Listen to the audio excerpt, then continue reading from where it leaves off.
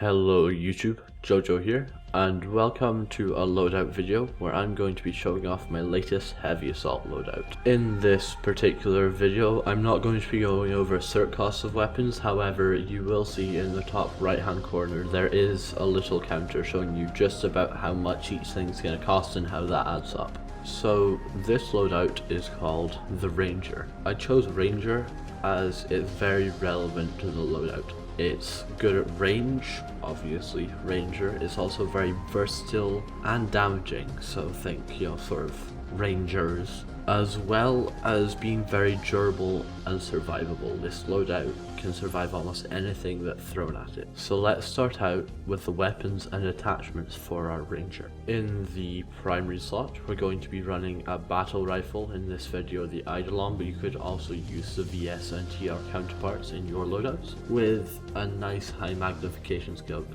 I personally like the 3.4 red dot sight, however you can use whichever scope you want.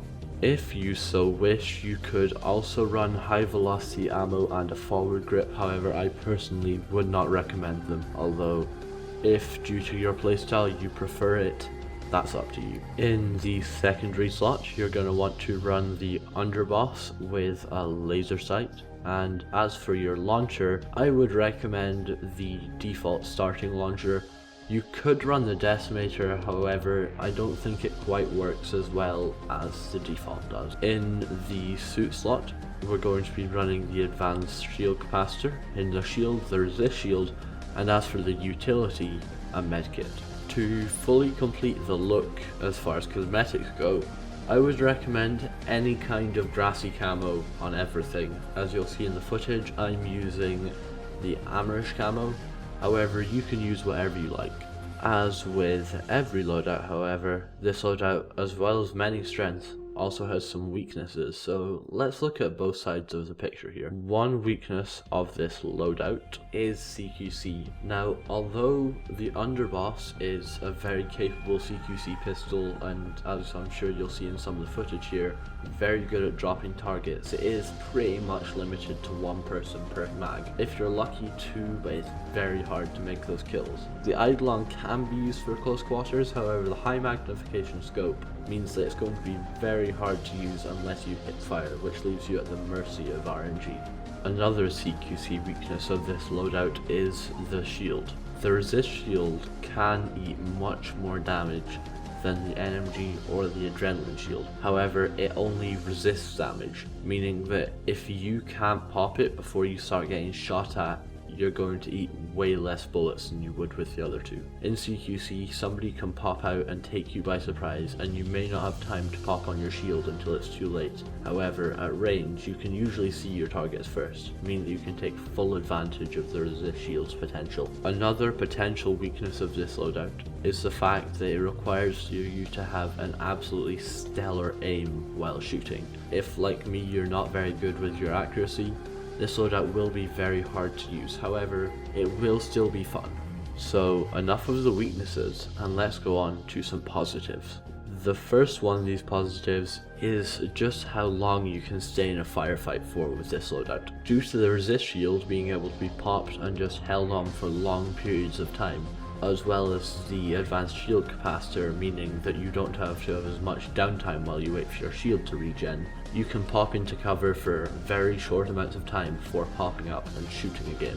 This means that your enemies won't be able to close the gap on you, and due to medkits, you will also be able to keep yourself nice and topped up on health in case anyone jumps you. Another positive of this loadout is, as I said at the start of the video, versatility. Although it lacks some capacity in CQC, the ability to be able to take enemies out quite easily at mid to long ranges, as well as still having a very reliable pistol in case anyone closes the gap on you, makes it a very versatile loadout. Also, due to it being on the heavy assault, you can also deal with maxes and vehicles with your rocket launcher. The final advantage of this loadout that I have found is possibly more personal to me, however it's finally a useful way to use a battle rifle. I don't know about you guys, but I purchased the battle rifle a while ago, and I just never had good cause to use it. There was always a better gun. However, in this loadout, the battle rifle fits perfectly in with the role of the loadout.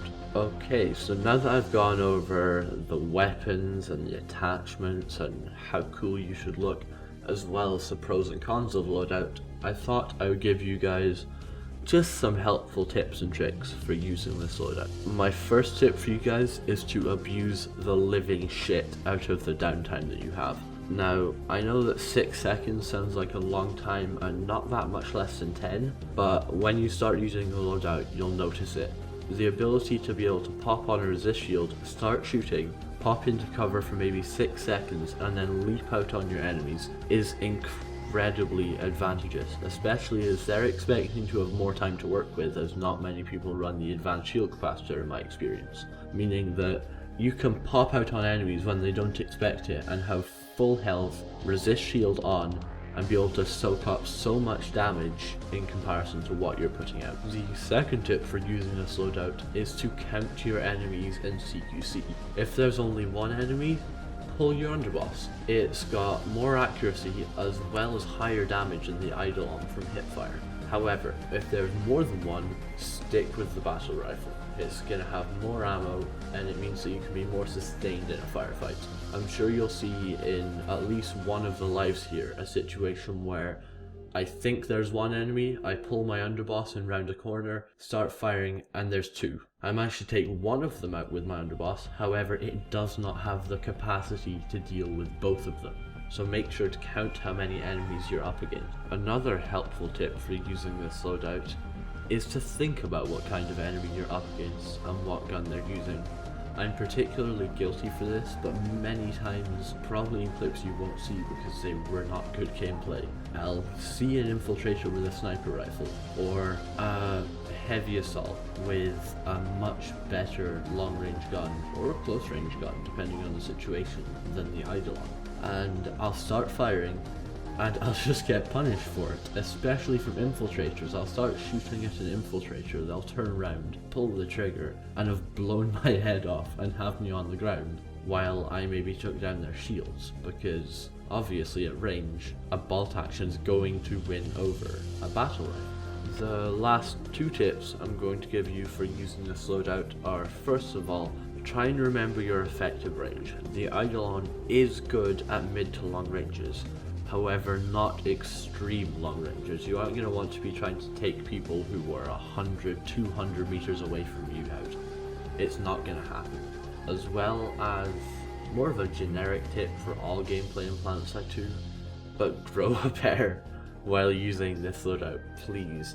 It just makes me cringe whenever I see people with any kind of loadout sitting in cover or sitting in a spawn room or being scared to flank because they're worried about getting shot. Let's put it this way, guys. You could do this and maybe you'll die, maybe you'll go for a flanking maneuver or a ballsy attempt and you'll die. Oh well, your life is over in the game, you can respawn. Alternately, you might go on a 5 or 6 kill streak. That's great. That's fantastic. So just try, guys. You're never gonna get cool shit happening until you make it happen. So that just about sums up this loadout guide. I hope you guys enjoyed the video. If you did, please feel free to give it a like. Also, if you are using this loadout or have started using this loadout, please tell me what you guys think of it. Tell me sort of the experiences that have happened, what's been going on with it. On a different note, did you guys like my intro? I made it in a while. It took me a while to figure out the software, but I'm sort of curious. Do you guys like it? Longer, shorter, better music, less lens flares, whatever. Also, if you haven't already and would like to help support the channel as well as see more content as I get it out, please subscribe. Thank you guys for watching. Goodbye from Jojo.